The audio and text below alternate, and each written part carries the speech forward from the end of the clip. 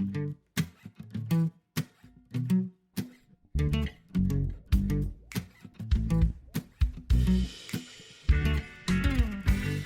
I'm Hillary Acer, welcoming you to Raise the Line with Osmosis from Elsevier, an ongoing exploration about how to improve health and healthcare. Today, we continue our Next Gen Journeys series, featuring conversations with learners and early career clinicians around the globe to get their fresh perspectives on education, medicine, and the future of healthcare. We're going to do that on this episode today with Dr. Brian Ogendi, the research advisor to our medical student fellows at Osmosis and a longtime teammate in our Osmosis Medical Education Fellows program. Brian is graduating from the Michigan State University College of Medicine this spring and just matched to be a resident in the internal medicine physician scientist pathway at the University of Virginia with a fellowship in infectious disease and critical care medicine. He also earned his PhD in biomedical sciences in 2017, and I hear he's also doing his MBA. Brian, I'm so glad you can join us today. Thank you so much. Thank you. Wow, that introduction. I appreciate it. Well, you've certainly accomplished a lot, and you are only just getting started. You've been a longtime teammate of ours at Osmosis, and we've been so happy to get to know you and follow this journey for the last 5 years. But walk us back to where it all started. How did you first get interested in medicine? Yeah, that's a great question. I think the seed for medicine was probably planted. I was actually born in Kenya, and I remember there was a time where I was sick with malaria, and so was my cousin. And then at the same time, we also got sick with typhoid. So, as you know, malaria alone is pretty daunting.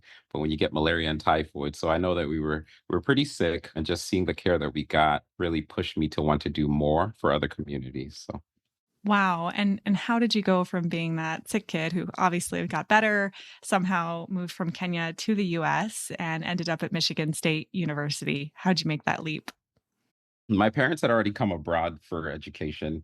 My mom had initially gone to Cambridge. She was studying history, and my dad came to the US to do his master's in chemistry. And so they'd been in the US for about 3 4 years, and then they brought us over. My sister and I have a younger sister, and we both somehow developed this passion for medicine at a pretty early age. I guess that background of seeing just a lot of infectious diseases, and so we've been chasing that journey throughout. I ended up doing undergrad at Auburn University and Jacksonville University before then, doing some research at the NIH. That was sort of my side journey to medicine. I started following up research because I realized that medicine and research really go hand in hand, and they enhance each other and they sharpen each other. And so, 2 years at the NIH, went to go do my PhD, pursued that. I started kind of developing this idea of becoming a physician scientist. And really, I think the moment in my adult life where it all clicked for me was in 2010 when I attended the Abercrombs Conference. So it's the annual biomedical research conference for minority students. And the director of the NIH, Francis Collins, and Maya Angelou were both in attendance. And they talked about the marriage of art and medicine. And I remember they talked about interdisciplinary approaches to solving problems, hence research and medicine. And Dr. Francis Collins, as being an MD PhD, just was an inspiration, and Maya Angelou just enhanced all that. So I think that was when the seed was really planted, and then I just kept pursuing and pushing and persevering, and ended up at Michigan State. Wow, what an interesting journey. I think you could call that a fairly non-traditional path to do your PhD first and then decide you wanted a few extra years of schooling going into medicine. So I congratulate you for getting through all of this. I know you also, have spent a lot of time in research. What kinds of research projects have you pursued and what initially got you interested in those areas? So my first, I guess some of the research experiences that I had early on were centered around analytical chemistry, namely food chemistry. So interestingly, we ended up publishing an article from that work in 2020, and it talks about the effects of cooking on peppers and antioxidant potential. So what we would do is we would cook these peppers, then we would extract the antioxidant, which in that case was capsaicin, and then we would put free radicals and see how they quench. Anyway, long story short, that's where I kind of started. It was very different. It was very basic science, bench science. And then I moved towards more clinical research with still basic science at the NIH, where we studied HIV.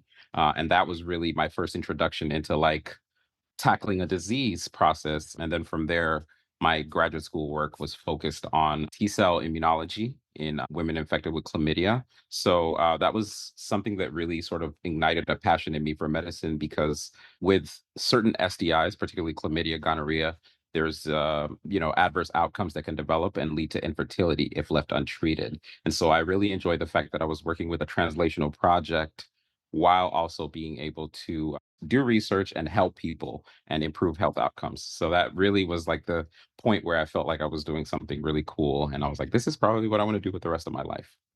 Wow, that's an amazing project, and I would love to somehow link to all of the research that you've published over these years because I'm sure our audience would find it very interesting. In fact, I think when you first joined the osmosis program, you were teaching me about capsaicin and some of the maybe detrimental effects and what to be careful of. So I recall you were helpful in my dietary choices back then too.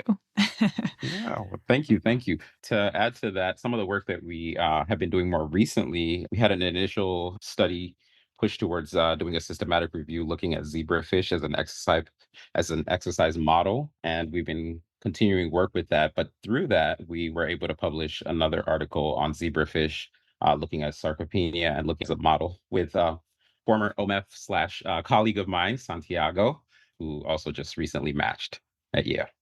That's awesome. We'll give Santiago a shout out too. I know you both were great partners on that and pulled in a lot of students from the Osmosis Medical Education Fellowship, now known as the Osmosis Health Leadership Initiative, which we'll talk a little bit about in a moment. But maybe before we get to some of the more recent contributions you've made in that program, tell us a little bit about your medical education at Michigan State and maybe some of the highlights of that program that really impacted you. Yeah, I appreciate that question. Michigan State, MSU, is really unique in that we have two medical schools. We have a DO medical school and an MD medical school. So the DO is called College of Medicine, and then the MD is College of Human Medicine. So I'm part of the College of Human Medicine, the MD program, and I found that what really drew me to this program when I was interviewing and then ultimately matriculated here was the fact that there was a huge focus on becoming a virtuous physician and patient centered evidence practice and a strong primary care drive, because I think that is foundational in helping you think about medical education. And it translated at the time, actually, when I matriculated, was the first year of their new curriculum called the Shared Discovery Curriculum, where we were in clinic after 6 weeks of just orientation and training. We had clinic all the way throughout. I've had clinical experiences continuously through my experience at Michigan State, and I really feel grateful to that because it allows you to start to get comfortable with patients. It allows you to really start to develop some of the skills that you need to develop. And then they have metrics and measures, and they piloted some programs that have helped sort of measure and see where we are with that. So I really appreciated that, and I really have appreciated the faculty who are intentional about the teaching. I've appreciated sort of the support systems that I've had in place to help me to be able to take some time off and care for my father-in-law, and then come back in and just allow me to be successful after so much time off, and also support me in as a father through medical school. That can be an interesting challenge. That's what I can say about MSU. It's just been a great experience. Oh, and then my sister also having come to medical school at MSU, and I was here first, and because I took the leave, she came in and she was able to do really well and ended up matching at Johns Hopkins Emergency Medicine. So it's MSU has blessed us in many ways. Wow. Well, congrats to your sister. And also, it sounds like MSU was very supportive during some of these really important times in your life. You mentioned caring for your father in law and also raising your two young boys. And so, how has it been balancing that? Mostly as a father, maybe I'm guessing there's a lot of folks in the audience who have had to balance, their family caretaking responsibilities with education or research. So, how did you do it? I think I would say that, I think having that culture set up at MSU to focus on primary care, to focus on the patient, to focus on the person really puts you in a good headspace. But also facilitating that time was amazing. And then I can't, I'd be remiss if I didn't, thank my wife. Fortunate for me that she's in the healthcare field. She's a women's health nurse practitioner. And so she understands the sort of toils of medical school and the medical professions. And she was just really supportive. She's my champion. I say that I have the A team, the dream team. My wife is like, the starting point guard. And then I have my parents. I have Dr. Lipscomb at MSU, who's just been a champion for me. And I think that's really the group of people at MSU who helped me sort of support my family and grow. I think that's what you need. So I would say the two things that you really need is a great support system, and then having that conversation with the school, and just keeping them in the loop, because it's one of those things where you have to learn to balance and be adaptable and sort of roll with the punches, so to speak. Things will change on the fly. Kids will get sick. A lot of things come up. So if you're very rigid with your timelines for yourself, it can sometimes be very frustrating because you may or may not be able to meet them. But giving that flexibility and grace, you're able to really make up for when things change. And overall, when you average it out, you notice that you're making good progress. So I think that's how, it's been quite a journey. And then my kids, I mean, they make it worthwhile. I mean, coming home, seeing their smiles and just enjoying with them. My son Jamie, he's just talking and having word explosion, and he wants to get me involved with everything. And it's Dada this, Dada that. I just want to do everything with Dada.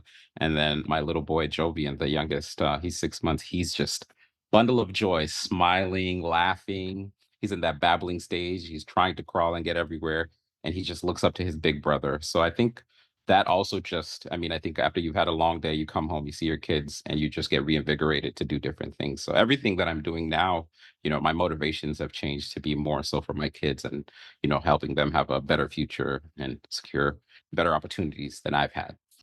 Well, they're definitely lucky to have you and your wife too. Wow, two parents in healthcare. They'll be well cared for sure.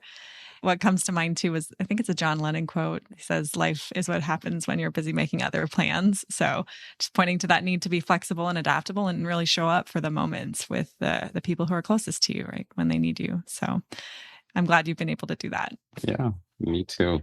Well, Brian, looking back 5 years ago, we met through Osmosis. Can you describe your journey with Osmosis when you first started using it, how you found the OMEF program, and how our paths crossed? Yeah, I can't believe it's been 5 years. Sometimes it's like almost like yesterday, and then sometimes it seems like wow, it's been a while. I remember coming across Osmosis from a friend of a friend, and I sort of joined the platform. I think at the time you guys had a free trial. And once I joined, I got an email. And I remember it was cool at the time because not only did I get an email from you and I was able to do an interview, I was also able to talk to Shiv, chat with Shiv. And it was really cool just having a platform that you could help influence, because I think a lot of us as med students, we want to be a part of shaping medical education. We find that sometimes that is the thing that is a little bit of a frustration. You're like, oh, if I could only just tweak this, it would be ideal for all of us. So having heard a lot of that, I think I was maybe a year into medical school, and I just there are all these ideas that I had and others had, and so it was almost like kismet, because when y'all came along, we just had all these ideas and we just had this passion. But I have to say that Osmosis was so unique and different in the way there was a culture of just caring, culture of just camaraderie. I think the culture was really the key attracting thing. And then also the videos, they were so unique, they were so memorable, and they still are. But at the time, that's really what drew a lot of us in. And then being able to help shape that, it's just been amazing. So I've had the opportunity of just coming in as an OMEF and serving eventually as a regional lead, working to kind of guide other OMEFs who are less experienced. And I've been fortunate to have the opportunity to be a mentor and help mentor some pre-meds, mentor OMEFs, work with other people, seeing other people come in as OMEFs and become leaders. And now I advise more on a research role, still mentoring people and still growing and learning. I still feel like there's a lot that Osmosis has to offer, especially with everything that is expanding with Elsevier. And so just really excited. But it was just kismet, I would have to say. I feel like your fingerprints are all over the OMEF program, especially in the early days. And I actually remember when we were first making this transition from just having a group of students, maybe 50 or 100 at the time, to developing this regional lead structure. And what went through my mind is how do I keep some of our best students engaged and how do I give them more responsibility? Because they have better ideas than I do and they have more interest in improving things. And so I actually remember, I think it was you, there were a few others in the early days. Maybe Omer was somebody who joined in that first round, but a lot of folks are still with the program. And you all have done just an incredible job of making a lot of improvements along the way. And as you mentioned, continuing to do that with mentorship programs, with research advising, and most recently, the core competencies development. So, you want to give us a little sneak peek of what you've been thinking up there and how that started? That's a passion project, I think, for all of us. That's core competencies is something that I learned about in medical school and the AMC and seeing how uniquely MSU was geared to pilot some of that. And I thought that this is such a great platform to have other students at other medical schools really expand on that. The core competencies are intended to really look at, are you developing both your soft skills, interviewing skills, but also are you developing, the competencies you need to perform as a resident, as a physician, and how can we help you develop professionally, so be it efficiency, productivity, interviewing, and in the context of using those skills now to work with patients, but also to develop yourself professionally. So I think what's unique about our take and what we're working on is trying to figure out how to hybridize this such that it fits medical students both in the US but globally, and we can come together. And I think that's a facet of osmosis that I wanted to really highlight. It's that global reach. I've made so many friends across the globe through osmosis, and they're now physicians, residents. And I think tapping their minds and their ideas through their experiences, because I do think we do things well here in the US, but there are a lot of places that also do things well. And how can we come together? So the core competencies started from that. And we're currently working to see how we can broaden that, hybridize that, and come together with a really, really nice picture of things that we can say, these are our core values and culture that we want people at Osmosis and fellows at Osmosis to really sort of exemplify and cultivate during their time here. And, research, mentorship, all those angles are just ways to help bolster those core competencies. So it's in the works, and hopefully we can get something together pretty soon, and others will be able to see and join and learn about. Definitely. Well, we'll share more information about that as it becomes ready. But I just want to go back to two things that you mentioned. The first being the global nature of the community and just how many countries and students, both medical and now nursing students too, we have in the program. And I always feel comfortable traveling because if I'm ever in a country, there's probably a medical student fellow who has some connections in that healthcare system. So selfishly, it's been a great networking opportunity for me too, even though I'm not in healthcare. But I think just the cultural learnings too, and the sharing of best practices has been so amazing to watch. And that's something that you pointed out. And then the second thing you pointed out with the core competencies was this idea of the soft skills versus kind of the technical skills. And what we're seeing too is this broader shift in medical education where the soft skills are finally getting more attention. And we're realizing that, hey, actually, bedside manner is actually a core thing to be looking at when you're looking at patient outcomes, because that relationship that's developed between the patient and the provider, it really matters. So we really do look at those soft skills just as much as we look at some of those technical skills and continue to build out programs and videos and questions related to that. So I'm glad you mentioned that. Yeah, yeah, no, I 100% agree. I think the global nature of this is one of those areas. I think medical education and it's long expansion throughout history has been sort of more on the intellectual professional development. But yes, there is such a strong paradigm shift. That's one of the things that attracted me to osmosis. That's one of the things that attracted me to Michigan State, that push for those soft skills. Those things will affect both how an individual practices, how then the healthcare system views you, how the patients views you, and the outcomes of the patients and the organizations, the businesses, all the different areas. It's such a sort of tessellating effect. Once you begin, it just kind of spreads. And so the hope is that we can develop something that can have that impact, because that global network is just, it's amazing. It's amazing. Well, I couldn't agree more. And we'll just touch on the research advisor role a little bit more. I'd love to hear how you've helped our younger med students or even those at MSU, or maybe even your sister, I'm sure you could speak to, how you've helped them develop their research skills. And maybe if you have one or two tips for those who are just getting started in research, what should they know? Yeah, no, I appreciate that question. So, one of the things that I've really come to enjoy about advising others and getting into research is thinking about something that they're passionate about is a really great place to start. And so, as a research advisor, I think people always often come to me and say, "Oh, research is so hard. Research is so stressful. I don't know what to do. I don't know where to begin." And I don't dispute or refute any of that. But I also think if you're doing something you love and you're passionate, then you won't realize or feel those things that you're feeling. Sometimes it feels that way when you're doing something you don't enjoy. Anytime I'm advising anybody, I say, hey, what are you passionate about? What are you going into? How can we sort of lean into that and develop a research question? So I try to help by helping them develop a framework of thinking about how to go about answering a question. And the first step for anybody is go in the literature, go on PubMed, do a search, see, has anybody done what I'm thinking of about?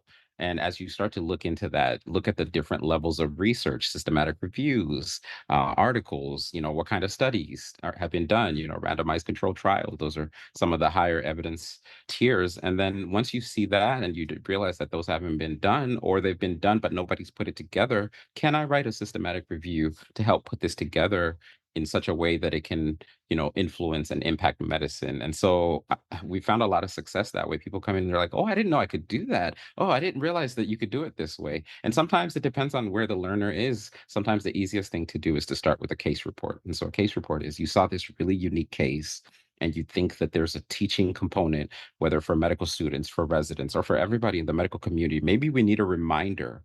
And so you just start with that. And usually I try to help mentor them or connect them with the mentor at their university. And we kind of work together in collaboration to help them develop the skills. There are outlines and care.com. I think case reports is a great way to begin to write a case report.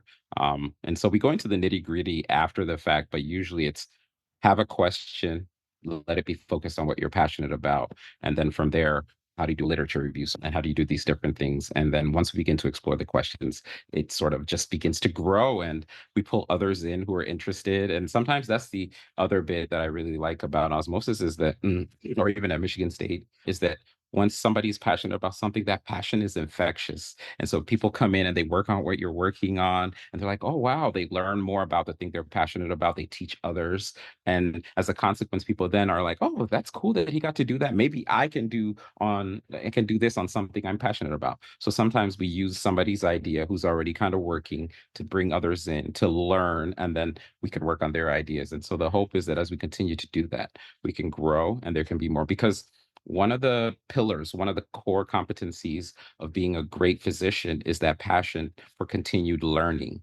You want to be curious, you want to continually learn, you want to continually read and educate yourself for not only your practice, but your patients and the world at large. And so I think that's why research, that's why mentorship, that's why those things, I think that's why that angle that I come in. It's just been rewarding. I've learned a lot about myself. I've learned a lot from others. It's a teaching process for me. I don't think you ever become proficient. Even the expert is always learning something new. If you stop reading for a few months, you're behind, and it's exciting sometimes to come catch up, and it can be daunting, but that's how I would summarize what sort of being a research advisor has been like, and what we do and how others can learn. I love that. Forever prioritizing learning and being a student and kind of staying humble in that ever evolving body of knowledge and kind of technologies and advancements that we're seeing. You also mentioned this kind of contagion effect, right? Where if students can just be around other passionate researchers, they can kind of get a sense of what it's like and then use that energy to propel their own research questions. So I hope many other students can get involved in this and also benefit as much as you have. It sounds like it's been such a great teaching experience for you and fulfilling experience for you, both researching and advising. Yeah, it has. It has. I appreciate the opportunity that I've been given through osmosis and the friends that I've made. We're happy to have you, Brian, and we hope that you never leave, even as you go into residency. So we've got maybe a couple hours carved out with you every month. We'll see. But you are taking this next step into residency, and I know that you hope to practice medicine in underserved areas. Can you share what your vision is for that, and where you'd like to practice, and what kind of an impact you're hoping to have on those communities? Yeah, I think that's like, we're almost going back full circle with where we started. And being that I was born in Kenya, one of the underserved areas I want to work in is in Kenya. I want to, develop a system where I can recruit other physicians to come with me and we can each donate 2 weeks or a month, depending on the number. And the deal is my sister and I and a couple of other friends who are from Kenya is will set up a vacation situation, Basa and Masai Mara.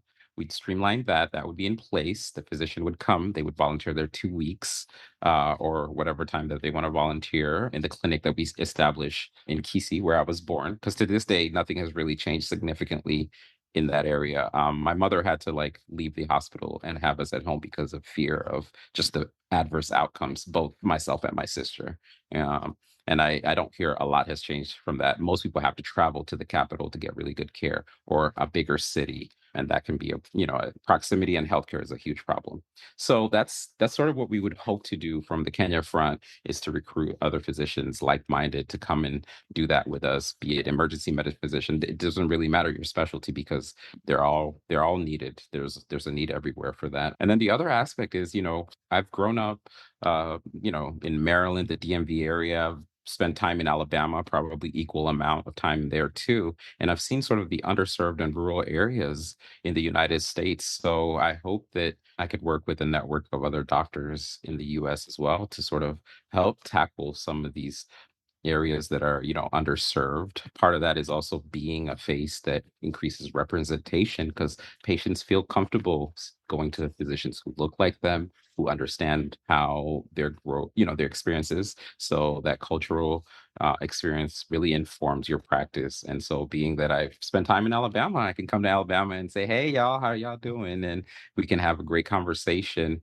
and then switch gears and go to the DMV area and we take a different approach, but having that experience and connecting other doctors to sort of help tackle that. I think health disparities are something that there's many approaches to. There's the advocacy bit. I think for me and my sister, to some extent, we really like grassroots movements. So starting small fires and hoping those fires or those lights burn and we can all shine together to sort of help tackle that. And so that's the other aspect of that. But in my training at UVA, I know that it's sort of structured similarly. Like Charlottesville is a nice sized city, still a small city relative to others, but you quickly go into rural settings, and therefore there's opportunity to sort of continue to polish that. And I feel like the skills that I can cultivate there will translate to Kenya. And then through the infectious disease fellowship, they already have connections going to Uganda, Tanzania, and they used to go to Kenya as well. So I think I'll have both the international and the local sort of underserved areas to work with and sort of sharpen those skills. And I hope to recruit others, especially a lot of the physicians that I've worked with or continue to work with or future physicians at Osmosis.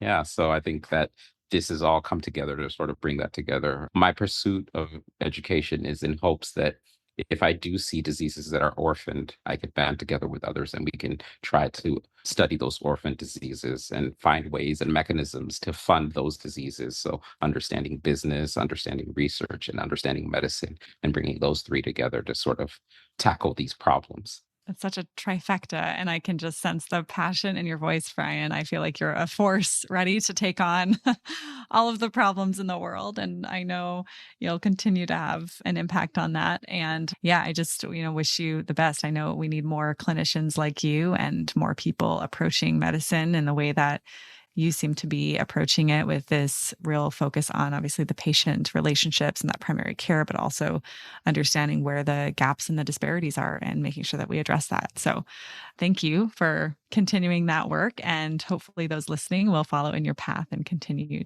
to get inspired by what you're working on. Thank you so much. Thank you for the opportunity to chat with you all today. Yeah.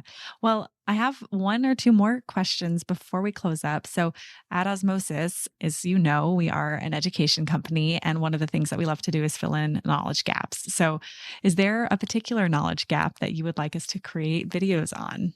Yeah, I mean, I think you guys are always filling in knowledge gaps, and I feel like the year of the zebra was one of those where we were talking about orphan diseases, diseases that are less studied, diseases that are rare, that still impact people. I think I would love to see a health disparities piece, but from a global perspective. Because locally, I mean, you could talk about health disparities when you're talking about a metropolitan area, the suburbs, urban versus suburban versus rural, but there's also just disparities that abound. So I would love to see a health disparities piece and maybe like a social determinants of health piece. I think there's something there that's kind of along those lines, but I would really love to see those because I think they bolster our goals with the core competency. So that I think that would be an exciting sort of series to see.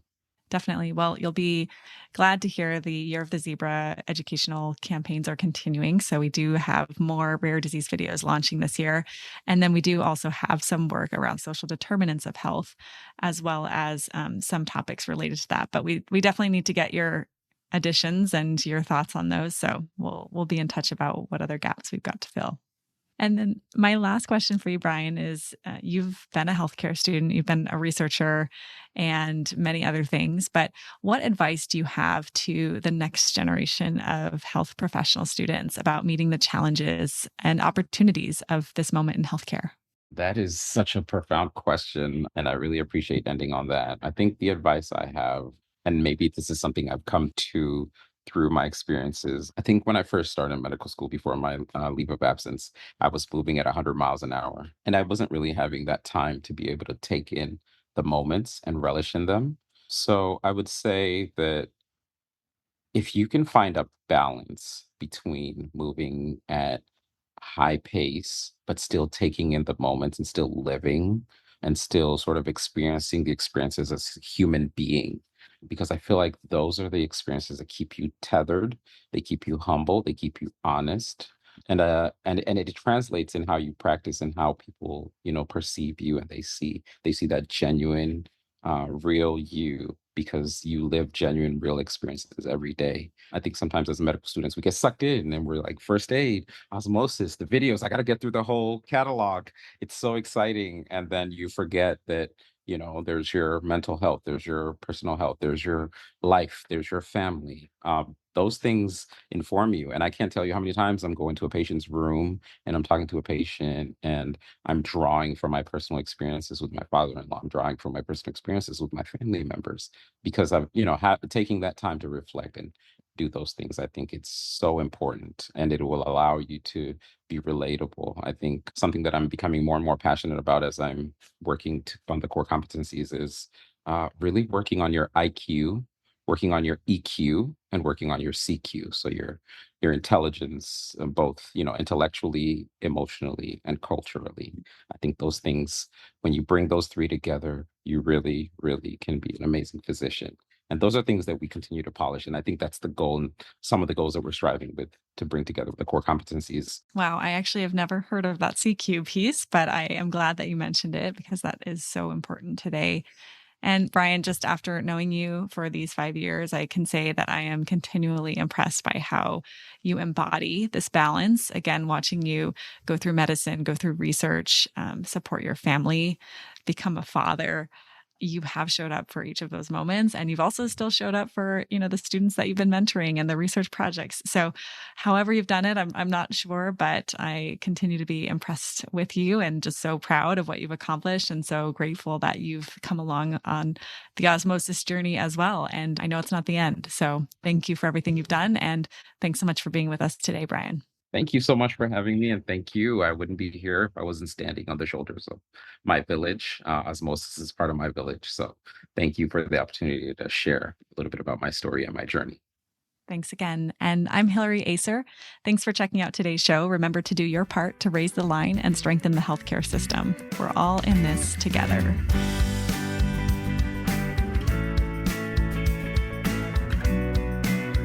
If you like this podcast, please share it on your social channels. You can also subscribe to the series and check out all of our episodes at osmosis.org/raisethelines podcast.